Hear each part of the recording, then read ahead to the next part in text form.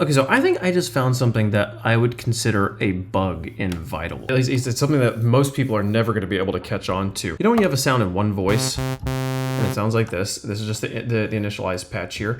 And then you pull up my goniometer, that one voice is going to be a mono, right? The line's going to be straight up and down the middle like this. And if you move this to two voices, it's going to be still in mono, right? Because there's no detune, there's no phase differences here. Those two voices are just exactly, they're right on top of each other, so it still comes across as mono. If we pull this up the detune a little bit, you start to see cool little shapes as those waves kind of clash against each other and make different phenomenon and looks and stuff like that. Pretty cool. Now, watch this. I'm going to turn this down to 0. Look at that. Look at that shape. That's not a 0 at all. That's clearly, there's something going on there. I'm going to grab the 0 and I'm going to pull down a little bit. Look at that shape. That shape is crazy. That is a cool look right there. And I'm going to pull down even further. Now it's actually back to mono. There is a range on this slider for detune. If I pulled up just a little bit, you get these like crazy like flowers. I don't know what they are. And if you put up to 3 voices, it goes the other way. But now I can actually hear it changing, right? Like, so cool. It looks so three-dimensional. I don't know. It's a really sick shape. But yeah, if you're moving the detune in Vital, make sure you pull it all the way down if you want to make sure it's actually back in mono, or pull up a goniometer here to double check things. Just a quick tip there to make sure you're actually getting mono signals when you're wanting mono signals. I'll be honest, I can't really tell the difference when it's in 2 voices. There's technically a difference there, obviously, because we're seeing in the information, but I can't hear it, so maybe it's not that big of a deal. But fascinating to know. And this all leads me into things I've been learning today. I spent a lot of today just messing around with the goniometer, trying to see if I can figure out how sounds are made, because I was listening through my track and then listening to other drum and bass tracks and being like, man, these other drum and bass tracks sound so much better despite me seeming to have like a lot of the right pieces in place. And I found this great piece by Venjent. If you don't follow Venjent, you're missing out on some really fun drum and bass music. If you like drum and bass, they're very good. A lot of their stuff is very memey, but it's still like good music. And this track in particular is no exception. It's a play off of the wheels on the bus. Right? We've all heard that before. But I was listening to this piece on his TikTok, and it was really like, oh, this is super helpful because of the gimmick of the track is like the wheels on the bus goes this. The people, it goes like, then it's like. So that we're going through the different things. So then there's.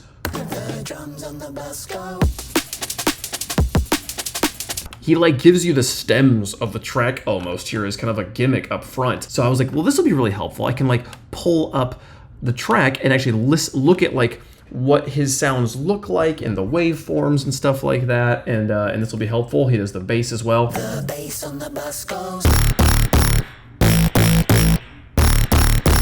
Okay, cool, love that. And then of course you got the full drop.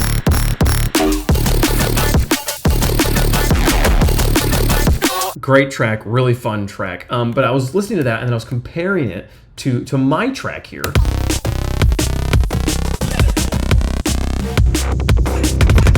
I was like, why is my track so boring? It's so funny now listening to it and comparing it and knowing what I know now that I'm about to tell y'all, and like it's so obvious to me. When I look at my track in the multimeter here,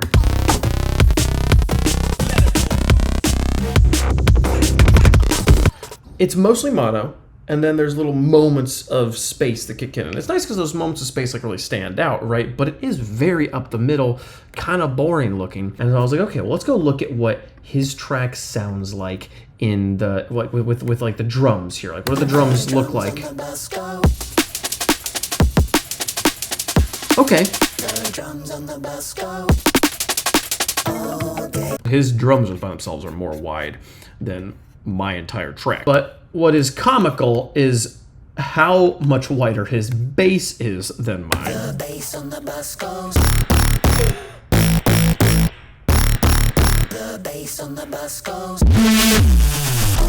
It's literally, if you've been watching this channel for a while, you know that I've been trying to figure out how you like fill out the whole diamond.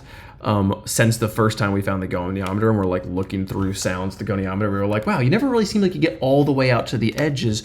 Oh, you probably can't get all the way out to the edges because that would mean that like a sound was fully in the left and the right without being in the mid. That's not a thing, right? Which it can be a thing for sure. But yeah, to see his bass just womp, womp, womp, like I'm gonna turn the hold on here and just like that's like the entire sonic spectrum being taken up by a single instrument. So yeah, whenever he gets over into the actual drop, it's pretty.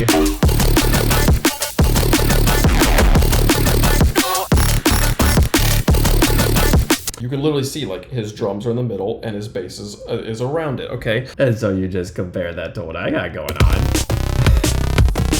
I think we found the problem. And like just listening to this bass on its own, like. That's the bass I made last night.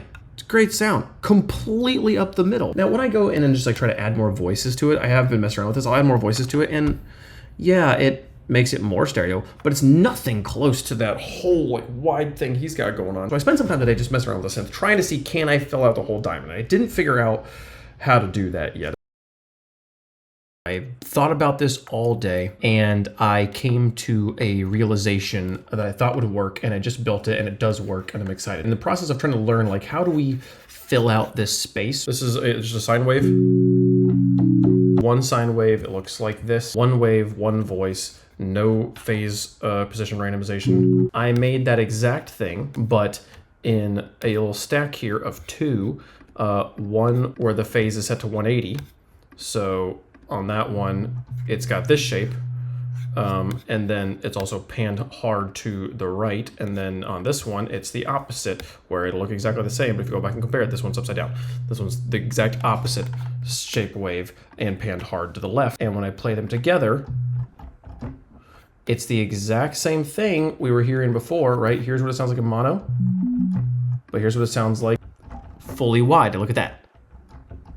We get the line completely sideways. I don't know what to do with this information exactly yet. I don't know how to get from here, especially when you look at the correlation over here, and like it's literally as far down as it could possibly be. Is that bad? It sounds good in my headphones, and the basses we were looking at in this episode like did that at points. So how do I use this? How do I use like sounds that are this wide? Or how do I get it like to do like the full thing? How do we go all the places?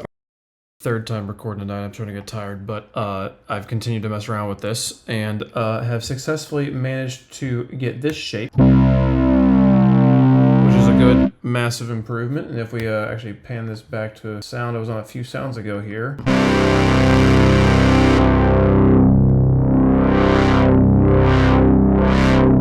We're starting to get around the edges there.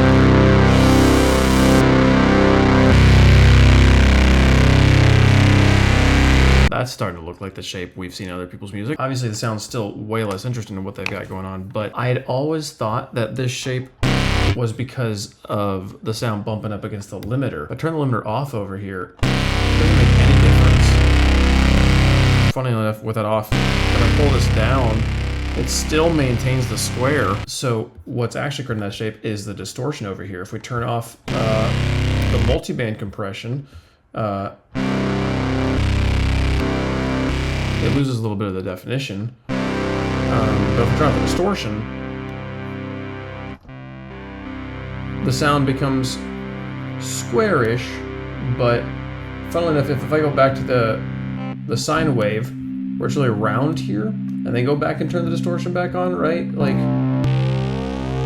now it's a square again. So this shape, even if I pull this all the way up, is still the same shape here. And even if I turn the limiter on, it doesn't start to give us that square. So, I don't know, like there's little like square, you can kind of see the square showing up on the edges there. I feel like I'm starting to put together the pieces of what makes this interesting. Lots of different layers to this. I feel like this is meaningful progress though, to like understand how to make the wider shape. And now I just gotta try and put that sound into something that actually sounds good. Maybe go back and do a little bit of comparison. Yeah, I've got a lot of learning to do still, but it's fun to make these steps. So thank you so much for watching. See you guys tomorrow. Bye-bye.